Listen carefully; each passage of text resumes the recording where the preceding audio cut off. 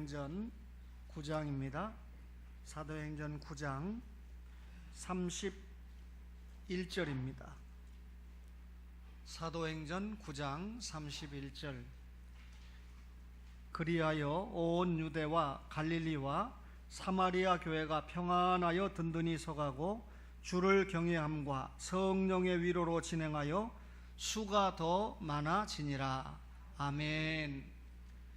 잘 아시는 대로 구약 성경은 예수님이 오신다 그랬고, 신약 성경은 예수님이 오셨다라고 하는 기록을 남기고 있습니다.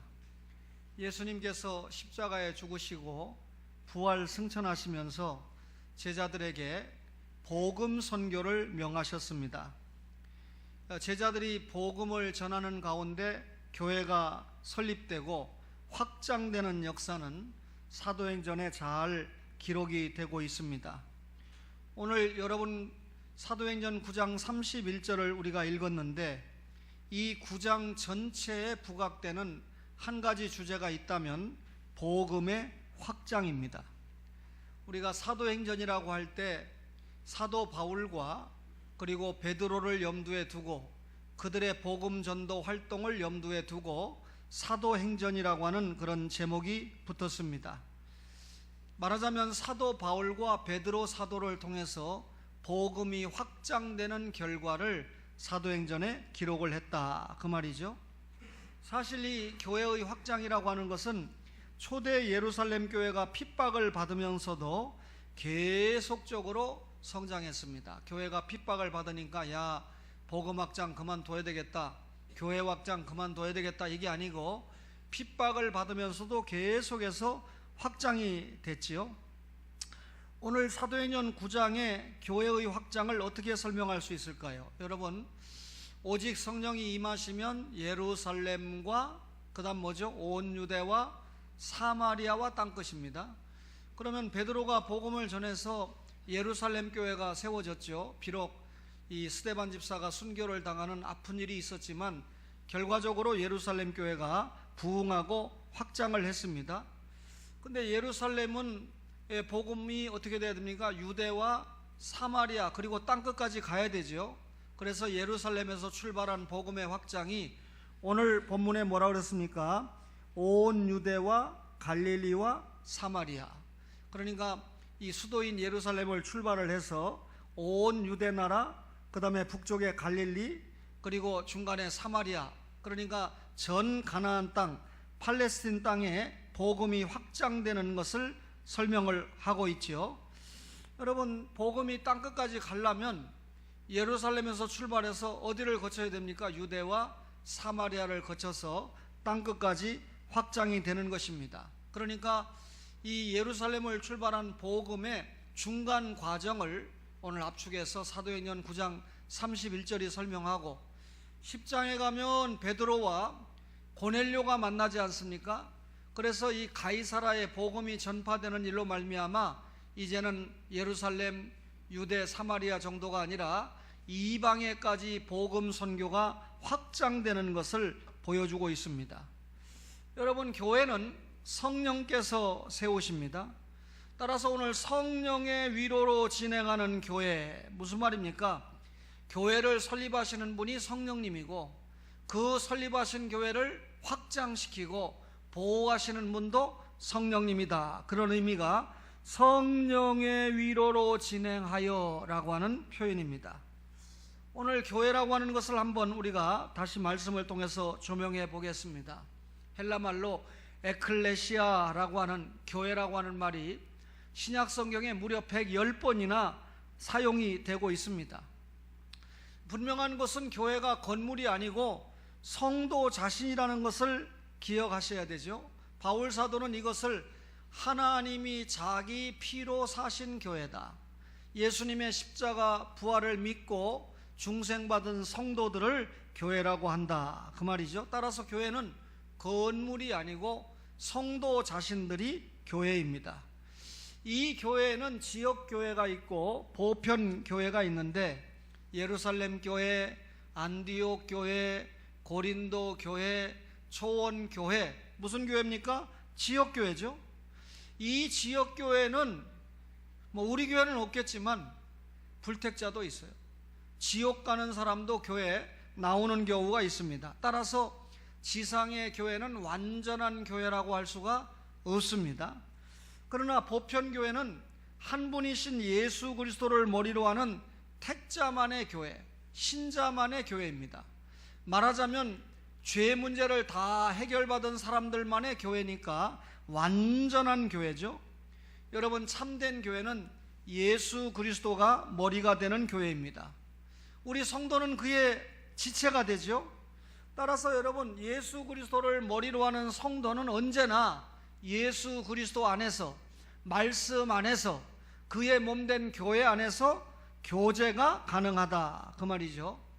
성령님께서 지역교회를 왜 세우셨을까요? 초원교회를 왜 세우셨을까요? 어떤 사람은 교회 안 나가도 내가 성경 열심히 읽고 기도 열심히 하면서 하나님의 백성으로 살아갈 수 있지 않느냐, 교회까지 갈 거 뭐 있느냐, 텔레비만 틀으면 기독교에 관계된 말씀도 많이 나오고 유명한 목사들이 시간마다 설교하고 있는데 교회 안 나와도 나는 믿음을 지킬 수 있다, 그 논리적인 설명을 들으면 그럴듯합니다. 그러나 여기에는 엄청난 문제가 있죠. 여러분, 로마 천주교에서는 교회 본질을 이렇게 말합니다. 교회란 세례를 받고 동일한 성례에 참여하며 지상에서 유일한 가시적인 원수, 이 원수는 교황을 말합니다.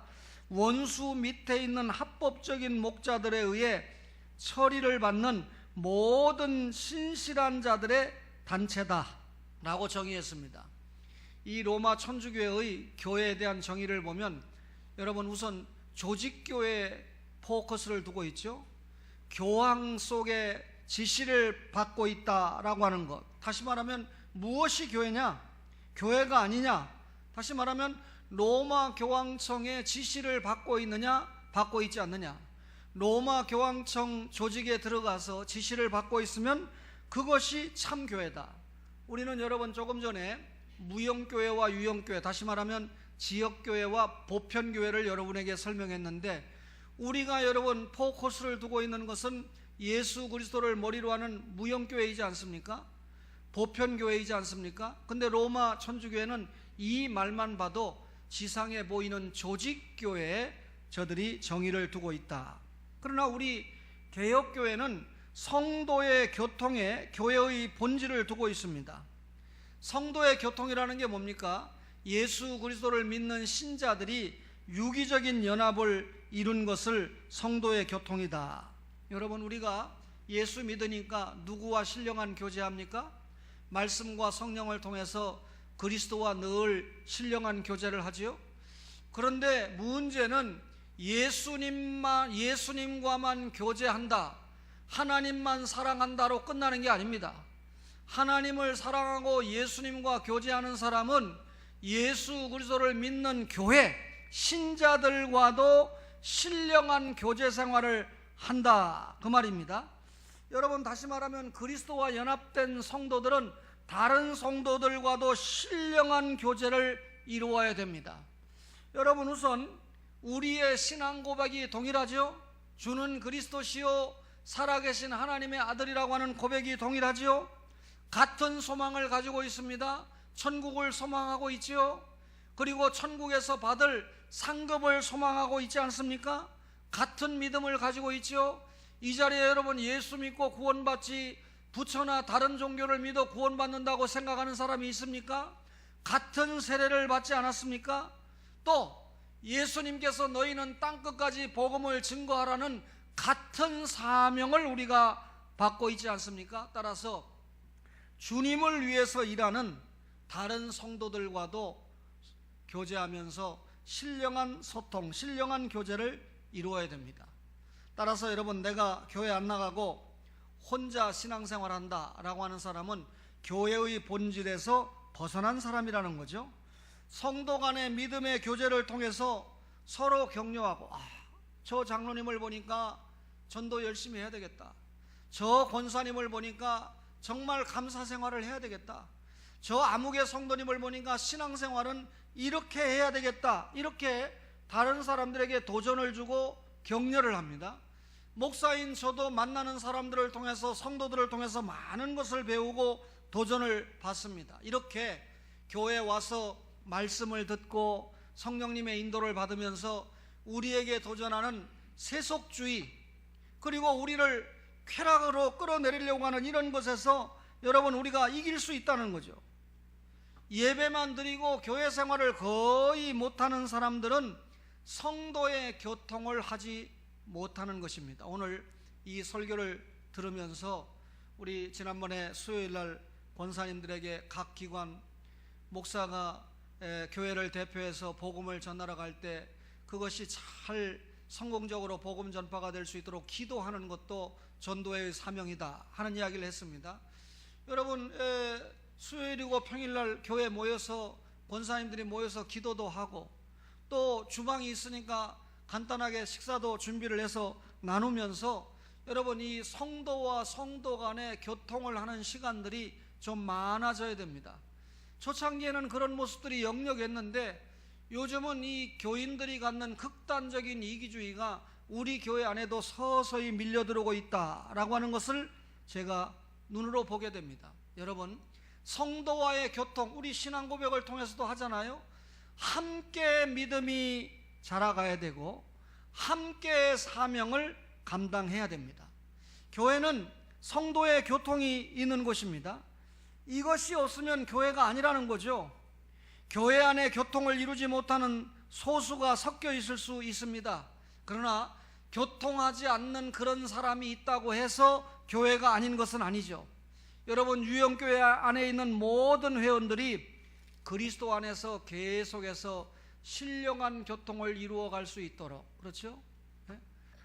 제가 지난주에 어느 목사님을 만나서 참 감사하면서도 실망한 게 있는데, 자기가 곤란한 질문을 받으니까 자기는 텔레비전도 안 보고 또 뉴스도 안 본다 이렇게 이야기를 하더라고요. 그러면 돌아가는 건 잘 모르겠죠? 그런데 금방 우리가 베트남에게 축구 이긴 건 봤더라고요. 금방 텔레비 안 본다고 대답하신 분이 금방 축구 얘기를 하니까 이거 뭐지? 하는 생각을 제가 해봤습니다. 근데 어제 저 축구 다는 못 봐서도 조금 봤거든요. 그런데 오늘 현 아무개 권사님이 저를 보자마자 목사님 한 주간 평안하셨습니까? 오늘 설교에도 기대가 됩니다. 이런 말을 할 줄 알았는데, 목사님 우리가 축구 우승했슈, 이겨버렸슈. 그래서 제가 아니 축구 이긴 거 저도 알아요. 그런데 권사님, 장로님 이겨먹지 마시오. 네, 그렇게 하고 끝났습니다. 여러분, 언골유중이라고 그랬죠. 이 말 속에 굉장히 뼈가 있습니다. 여러분, 우리 교회는 권사님들이 장로님들에게 져줘야 교회가 바로 갈 수 있습니다. 할렐루야. 왜 제가 이 말 꼭 했는지 알아요? 원고에 없는데, 여러분, 어느 교회 장로님 부부가 계속해서 주일 오후가 되면 제 설교를 듣고 있대요. 그러니까 그 장로님 부부도 장로님이 교회를, 장로교회니까 이끌고 권사님이 힘있게 내조를 해줘야 된다라고 하는 것을 좀 깨닫게 하기 위해서 아주 중요하게 제가 한마디 하고 가는 겁니다. 여러분, 제가 그런 기도 할 필요 없지요. 우리 교회 아버지 하나님 안방당회가 없도록 도와주세요. 장로님들이 당회를 끝내고 나면 집에 가서 부인 권사를 만나서 뭐야! 이래버리면 다음 당회 가지고 목사님 그거 안 됩니다, 못합니다 이라고 나오는 교회가 꽤 있다는 거예요. 그러니까 교회의 교회성이, 또 자기들이 뽑아놓은 장로님들의 어떤 대표성이 완전히 무너지는 거죠. 여러분, 교회라고 하는 것을 여러분에게 말씀을 드렸습니다. 교회는 성도의 교통이 있어야 된다라고 하는 것을 오늘 강하게 여러분에게 말씀으로 드렸습니다. 그러면 이런 성도의 교통 속에 그저 단순히 교회가 헌금해가지고, 어떤 교회는 기관별로 모여서 놀러 가고 또 교회 돈 가지고 타서 먹고 쓰고 하는 이런 것을 즐기는 교회들이 있습니다. 여러분, 필요한 부분이 있지요. 우리 교회도 만약에 이 연세 드신 아버지 어머니들을 위해서 그런 지출을 해달라고 그러면 목사가 얼마든지 서명하고 눈 감을 수 있습니다. 그러나 여러분, 얼마든지 자비를 내서 제주도도 가고 혹 경주도 갈 수 있는 장로님들이나 젊은 기관에서 교회 돈 내놓으세요 하면 제가 선교비로 돌려야지 그런 돈은 지출이 어렵습니다 라고 제가 단호하게 말할 수 있고, 또 우리 교회 재정부나 장로님들이 그런 청원을 지금까지 한 일이 없습니다. 역시 설교를 듣는 교회가 이것도 염두에 둬야 될 것입니다. 여러분, 오늘 교회가 부흥해야 되는데 읽었던 사도행전 9장 31절에 그리하여 온 유대와 갈릴리와 사마리아 교회가 평안하여 든든히 서가고 주를 경외함과 성령의 위로로 진행하여 수가 더 많아지니라 그랬습니다. 성령의 위로로 진행하여 수가 더 많아졌다. 한마디로 말하면 교회가 부흥했다 그 말이죠. 진행했다, 많아졌다, 이것은 교회가 내적으로 외적으로 부흥했다 그 말입니다. 여러분, 교회의 부흥은 외적인 성장과 내적인 성장이 있을 수 있겠는데 외적인 성장의 대표적인 것은 양적인 성장이죠. 내적인 성장의 대표적인 것은 질적인 성장, 성도 개개인의 믿음이 증가하는 것을 말할 수 있습니다. 또 여러분, 재정이 증가하고 교회가 필요한 교육관도 마련하고 건축도 하고 하는 것은 문화적인 성장이라고 말할 수 있을 것입니다. 그러나 여러분, 교회가 복음을 증거하는 영역이 확장된다. 여러분, 우리 교회 장로님들도 멀리, 한 분은 가정동에, 한 분은 또 성남동에 살고 있습니다. 근데 이 장로님들 때문에 가정동 지역의 복음이 확장되고 성남동 지역에서 장로님들 네 분의 모습을 통해서 복음이 확장된다면 영역이 확장된 것입니다. 여러분, 목사가 양산에 가서 복음을 전했습니다. 여러 목사님들이 참석했죠. 그분들이 복음을 받아서 또 복음으로 확장을 시키고 있다면 결국 이것도 역시 복음의 확장, 영역의 확장이다, 이렇게 말할 수 있죠. 양적인 성장을 한번 말씀드려 볼까요? 사도행전 2장 41절에 이날에 신도의 수가 몇 명? 3,000이나 더했다. 2장 47절에 보니까 주께서 구원받는 사람을 날마다 더하게 하셨다. 숫자 정도가 아니라 날마다 구원 얻는 사람이 더해졌다. 4장 4절에 보니까 말씀을 듣는 사람 중에 믿는 자가 많으니 여자 빼고 남자의 수가 약 5,000명이나 됐다. 숫자가 늘어났다 그 말이죠. 사도행전 5장 14절에 보니까 믿고 주께로 나오는 자가 더 많으니 남녀의 큰 무리더라. 3,000, 5,000 정도가 아니라 남녀의 큰 무리다. 6장 1절에 보니까 그때 제자가 더 많아졌는데, 단순하게 예수 믿고 구원받은 걸 춤추는 정도가 아니라 사명을 감당하는 정도의 제자가 많아졌다. 저는 그렇게 이해합니다. 오늘 본문에는 성령의 위로로 진행하여 수가 더 많아졌다. 사도행전 11장 21절에는 주의 손이 그들과 함께 하심에 수많은 사람들이 믿고 주께 돌아왔다. 숫자를 헤아릴 것도 없이 수많은 사람들이 믿고 돌아왔다. 교회의 부흥을 말할 때 성도의 숫자가 증가한다라고 하는 것은 빼놓을 수 없는 일입니다. 성령의 위로로 진행하는 교회는 예수 믿고 구원 얻는 무리의 수가 계속하여 증가하는 교회죠. 그죠? 우리 교회 젊은 청년들이 결혼을 했고 또 앞으로 결혼해야 될 청년들이 더러 있는데, 여러분 빨리 자녀를 하나, 둘, 셋, 넷, 다섯 낳아야 됩니다. 그러면 자연스럽게 여러분 주님의 몸된 교회가 양적으로 성장할 줄로 믿습니다. 참 아멘 소리가 적어요, 그죠? 예. 고신교단은 아멘 못하는 교단이라고 제가 이번에 양산에 가니까 그렇게 이야기하더라고요. 고신교단은 아멘 못하는 교단입니까? 여러분 충격받지 마세요. 제가 엊그저께 한국에서 아주 이름난 학자를 만났는데 그 학자가 고신교단은 1960년에 없어졌습니다 그러더라고요. 영향력이 없습니다 그러더라고요. 충격이죠 저에게는. 고신 목사를 앞에 놓고 박윤선 목사님을 쫓아냈던 1960년 이후에 고신교단은 아무런 영향력이 없는 교단입니다. 그분이 주장하는 포인트를 알아요 제가. 그래도 심각하게 말하는 걸 보고 이런 말을 고신교단 목사들이, 교회들이 다 듣고 정신 좀 차려야 되겠다 하는 생각을 제가 해봤습니다. 양적 성장입니다. 그 다음에 여러분 질적 성장이죠. 사도행전 9장 31절에 교회가 평안하여 든든히 서가고, 든든히 서간다 이 말이 뭡니까? 건물이 든든히 서가나요? 교회가 든든히 서가려면 목사와 장로와 이 권사 앞에 있는 분들의 믿음이 돈독해져야 교회가 든든히 서갑니다. 성도 개개인의 영혼이 구원의 확신 속에서 신앙이 정립되어 가는 상태를 질적인 성장이다, 그렇게 말합니다. 예컨대 불평을 많이 했던 성도가 불평하지 않고 교회에서 이 화장실 청소나 주방 이 설거지 같은 이런 험한 일은 전혀 할 줄 모르던 사람이 자원해서 이건 내가 할 일이다 하고 낮아진 마음으로 감당하는 그런 모습들이 보일 때 이 신앙의 이 질적인 성장이 겉으로 표현이 된다고 볼 수 있겠죠.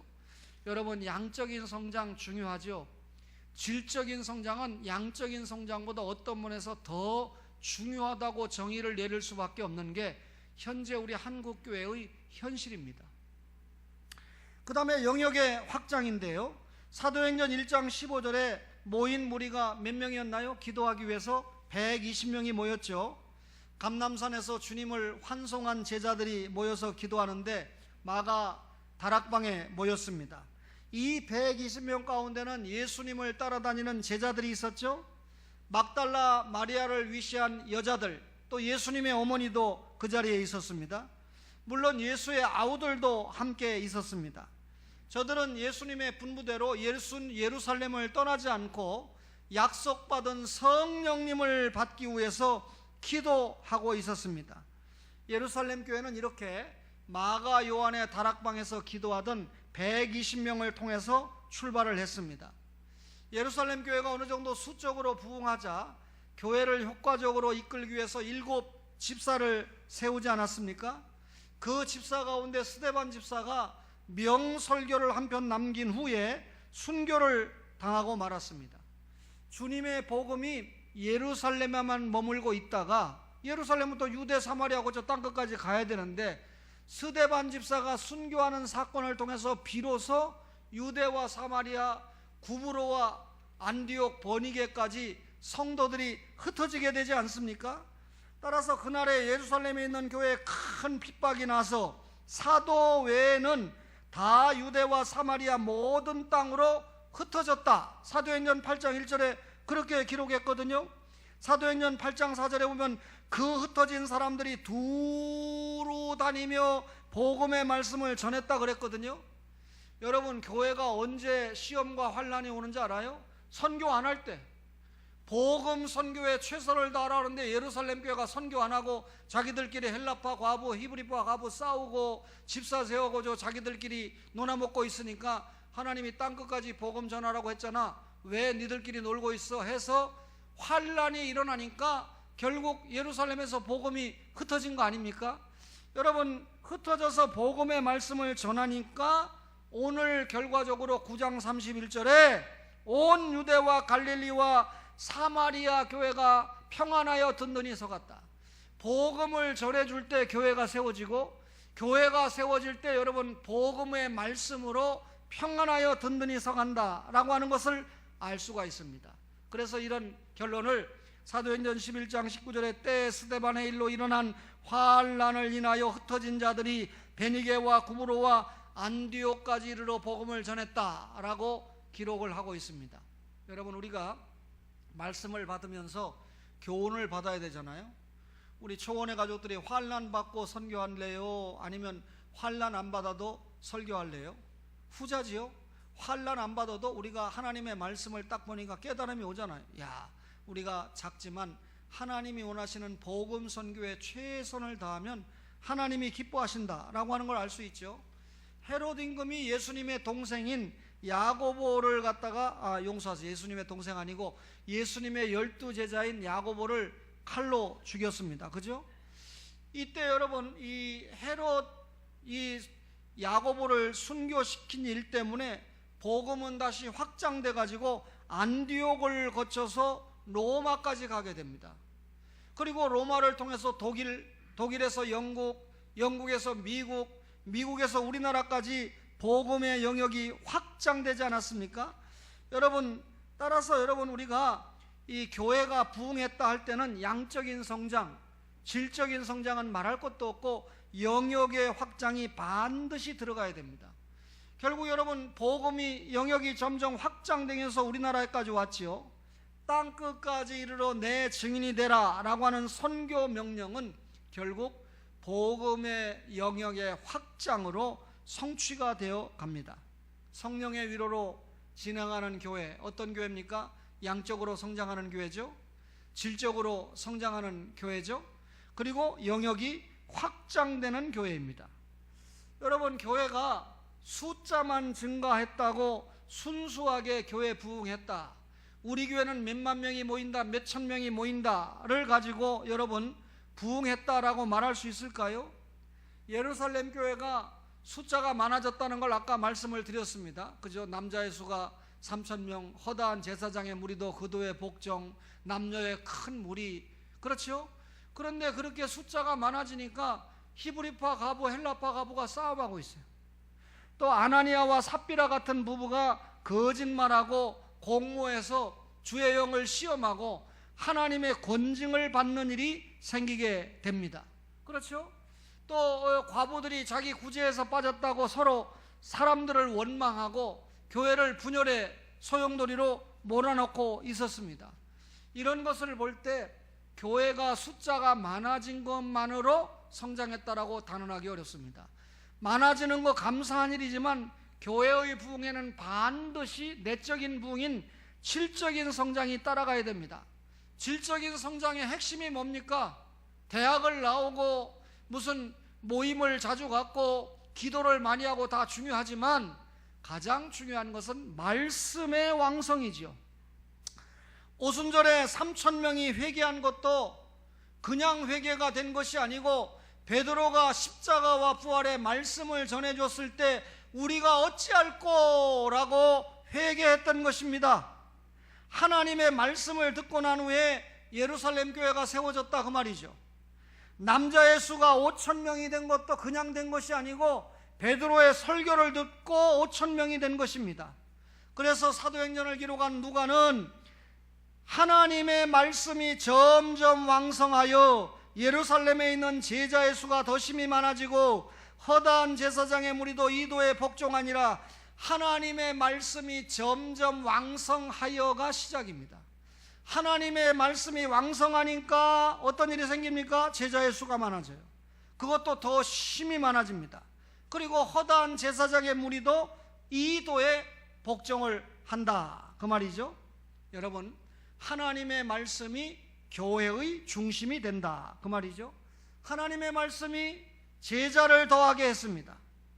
하나님의 말씀이 권력자도 복종을 시켰습니다. 하나님의 말씀이 귀신 들린 자와 거짓된 무리도 복종을 시켰습니다. 그렇다면 참된 부흥, 교회의 부흥 뭡니까? 말씀의 부흥이죠. 교회가 말씀 안에서 예수가 중심이 될 때 그 교회가 성령의 위로로 진행하는 부흥된 교회인 줄로 믿습니다. 성경 말씀의 원 저작자가 성령님 아닙니까? 따라서 성령의 위로로 진행한다 이 말이 뭡니까? 성령의 위로로 진행해서 엎어지고 자빠지고 입신하고 방언하고 이게 부흥입니까? 성령의 위로로 진행한다 이 말은 하나님의 말씀을 통한 풍성한 은혜를 덧입는다 그 말입니다. 왜? 말씀을 성령님이 기록했고 말씀을 성령님이 믿게 하고, 여러분 교회를 성령님이 세웠기 때문에 성령의 위로로 진행한다라고 하는 말은 교회가 말씀 속에서 든든히 서간다 그 말입니다. 그러니 저는 목사로서 이 말씀을 알고 있기 때문에 늘 책임을 느끼는 목사입니다.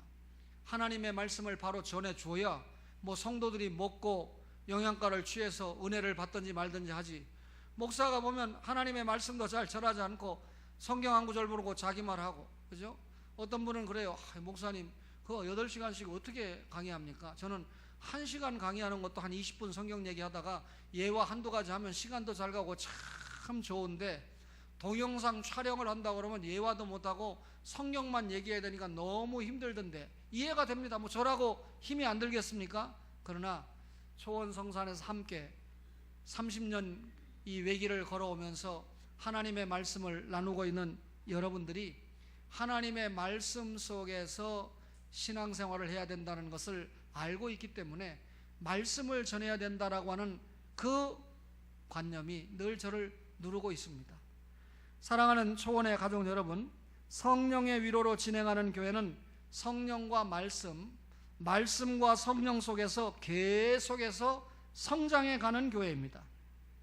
언제나 성령과 말씀은 교회 탄생의 원동력이고 교회가 부흥하는 원동력이 됩니다.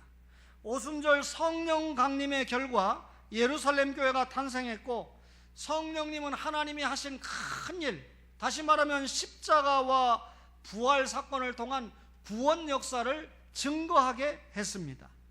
그 성령님께서 스데반을 붙잡고, 그 성령님께서 빌립을 붙잡고 십자가의 복음을 증거했습니다. 목사가 성령에 붙잡혀 있느냐? 십자가의 복음을 전하는 목사입니다. 목사가 성령에 붙들려 있느냐? 부활의 말씀을 증거하는 목사입니다. 성령님께서 박해자였던 사울을 충만케 해서 결국 사울이 바울이 되게 하고, 바울의 바울된 존재의 목적이 뭐였습니까? 하나님의 말씀을 전하는 데 있었습니다. 다시 말하면 예수님의 십자가와 부활의 증인으로 이것을 전하지 않으면 안 된다. 나는 복음의 빚진 자다. 이 복음을 전하지 않으면 나에게 화가 미친다라고 하는 믿음과 마음을 가지고 복음의 증인으로 사용받았던 사람이 바울이다, 그 말이죠. 성령님께서 이방 장교인 고넬료와 또 사도 베드로를 만나게 했습니다. 사도 베드로가 예수님의 말씀을 전했습니다. 고넬료와 그 가족들이 말씀을 들었습니다. 그래서 가이사라에 교회가 생기고 가이사라에 성령 역사가 터지지 않습니까? 성령 역사가 어디에서 터집니까? 하나님의 말씀이 전해지는 곳에 성령님께서 말씀을 기록했는데, 그 기록된 말씀이 성도들에게 전해질 때 성령님께서 역사하시는 줄로 믿습니다. 여러분, 이 시간에 방언 안 터지고 이 시간에 뒤로 넘어지고 자빠지고 안 해도 하나님의 말씀이 들려질 때 마음속에 아멘으로 긍정이 되고 결단이 되는 분은 성령님이 이미 내 마음을 붙잡고 충만하게 역사하시는 겁니다. 여러분, 이게 정적인 성령입니까? 아닙니다. 우리의 심령을 통해서 여러분 결국 마음속에 가지고 있는 믿음이 행위로 나타나는 것이 신앙생활이지 않겠습니까? 성령님께서 안디옥 교회를 세우시고 바나바와 바울을 선교사로 파송하셨습니다. 성령님께서 바울과 선교사들을 움직여서 구브로, 비시디아, 안디옥, 이고니온, 루스라, 빌립보, 아덴, 고린도, 에베소, 예루살렘, 로마 여러 격전지에서 하나님의 말씀을 전하게 했습니다. 그 결과 믿는 성도가 많아지게 했다, 그 말이죠.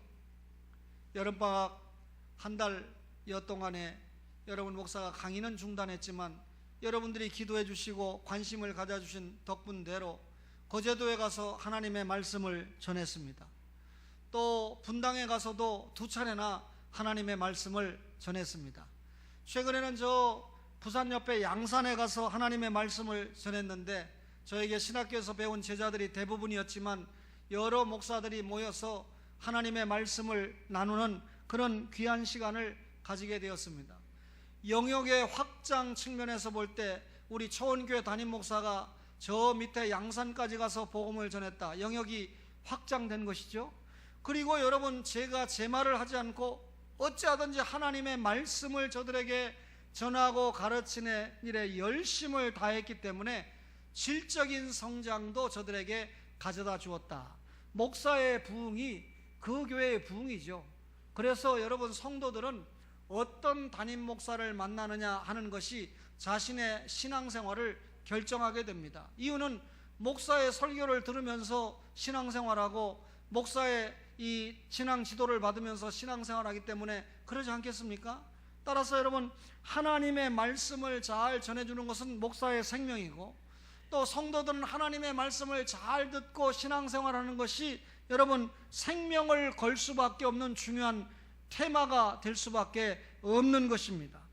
여러분, 우리 교회가 우리 강단에서만 말씀을 전하는 것이 아니라 이 동영상을 들어와서 보는 가족들이 있고, 또 여러분 목사가 직접 여러 지역에 가서 하나님의 말씀을 전하는 일들을 감당하는 것을 생각할 때 우리 교회가 적지 않게 주님의 복음을 확장시키는, 영역을 확장시키고 질적인 확장을 시키는 일에 사용받는 줄로 믿습니다.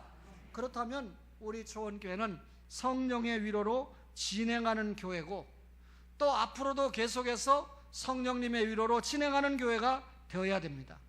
성령님께서 함께 해주시는 교회, 성령님께서 격려해 주시는 교회, 이런 교회는 당연히 여러 가지 면에서 성장할 수밖에 없습니다. 구원받은 성도는 말씀과 기도 생활을 통해서 성령의 충만을 늘 유지해야 됩니다. 기도가 뭡니까? 주님의 뜻에 합당한 것을 구하는 기도가 응답받지 않습니까?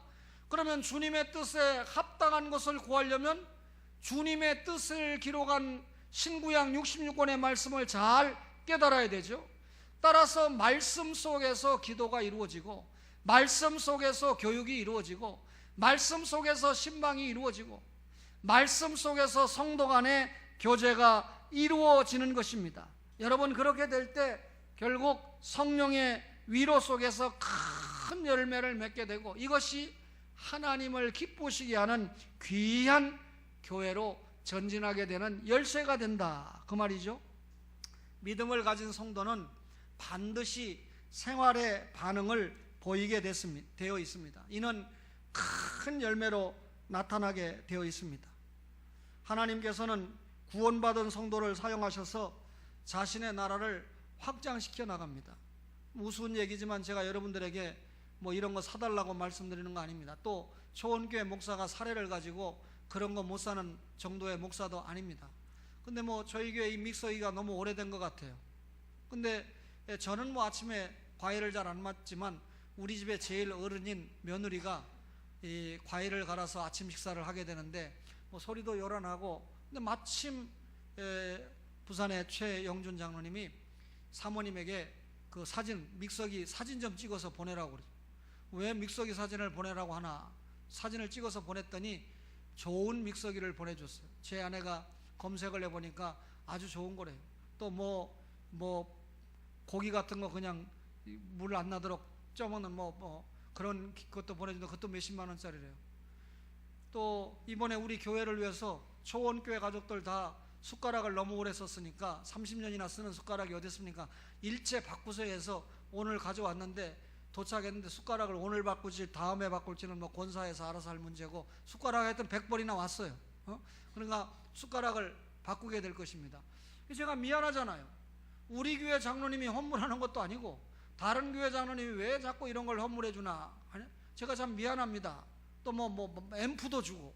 그래서 제가 참 죄송합니다 그랬더니, 목사님, 제가 목사님과 교회 앞으로 이 사랑을 갚으려면 아직 멀었습니다. 무슨 말입니까 하니까, 매주 제 설교를 이 USB에 담아가지고 지금 듣고 있는데 140편을 담았는데 그 140편을 벌써 2번 들었대요. 3번째 듣고 있는데 제 설교를 외우고 있는 거예요. 그런데 설교 들을 줄 알아요. 목사님, 욥의 지혜를 들으면서 제가 기절했습니다. 어떻게 이런 설교를 하실 수 있는가? 너무 자기가 은혜를 받아서 이 설교에 은혜를 받았는데 어떻게 갚을 수 있을까? 그래서 분명히 초원교회 사모님이 이 주방기구가 좀 시원찮을 거다. 자기가 주방용품 사장님이니까 그런 거 매매하는. 그래서 하나씩 갈아줘가지고 아마 우리 교회 장로님들 살림보다 제 살림이 훨씬 나을 거예요.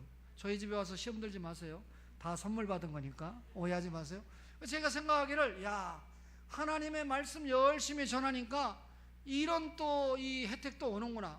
뭐 큰 게 아니라도 그 말은 결국 목사님의 설교를 인정합니다, 그런 뜻 아니겠어요? 엊그제 대한민국에서 최고 학자라고 자부하는 분이 용서하세요, 저를 부른 것도 제 최근에 나온 설교집을 다 읽고 이런 설교를 쓰는 목사가 지금 있는지 한번 만나보고 싶다 해서 그 자리가 사실 마련이 된 겁니다. 그러나 제가 기뻤던 것도 있고 조금 더 슬펐던 것도 있어요. 제가 이제 앞으로 좀 소리 없이 일기에 밝히겠지만, 세상에 저를 만나자마자 설교 잘 써서 감사합니다. 그 설교학 교수거든요. 또 이런 좋은 설교를 써서 참 멋집니다, 이렇게 하면 내가 위로를 받았을 텐데, 역시 서가무개 목사의 퀴즈들은 달라. 제가 고려신학교 출신인 걸 알고 아무개 목사 퀴즈라 다르다는 거예요. 뭐 영향을 안 받았다고는 할 수 없지만 요즘 그분의 설교나 신학은 제가 볼 때 너무 하수입니다. 오해하지 마세요. 과거에 스승으로 볼 때는 그게 전부였다고 생각했는데 제가 신학 공부를 하고 어느 정도 이 성숙한 단계에 보면서 야, 이분은 정치하면서 너무 기도 안 하고 너무 신앙생활을 열심히 안 하다 보니까 그냥 말로 늘어놓는 설교가 많지 신학적으로 깊이 성경을 보는 것은 너무 약했다 하는 게 제 결론입니다. 용서하세요. 이건 내 설교 듣는 사람이 있을 텐데 어디 그분의 설교와 내 설교를 비교합니까? 생활은 말할 것도 없고. 오해하지 마세요. 맑게 알아듣는 사람 무슨 말인지 알아듣죠? 차라리 옆에 있는 조금 뒤늦게 왔어요. 역시 박병식 목사님의 퀴즈라 다릅니다. 이렇게 얘기했으면 내가 하루 종일 기분 좋았을 텐데 첫말에 그냥 서가무개 목사의 퀴즈라 역시 설교를 잘 쓴다 그래가지고 4시간 동안 만났는데 기분이 좀 시원찮았어요. 점심 먹은 것도 어디로 먹었는지 별로 소화도 잘 안 된 것 같고. 오해하지 마세요, 여러분. 사랑하는 서원의 가족 여러분, 하나님의 말씀 속에서 우리가 여기까지 왔습니다. 앞으로도 우리가 계속해서 하나님의 말씀 속에서 가면 성령님이 위로해 주실 것이고 성령님께서 진행해 주실 줄로 믿습니다. 여기에 있는 우리가 전부가 아니고 신학교에서 제자들을 양성하고 그리고 여러 목사들에게 계속해서 말씀을 공급하는 초원교회 영역을 확장시키는 성령의 위로로 진행하는 교회인 줄로 믿습니다.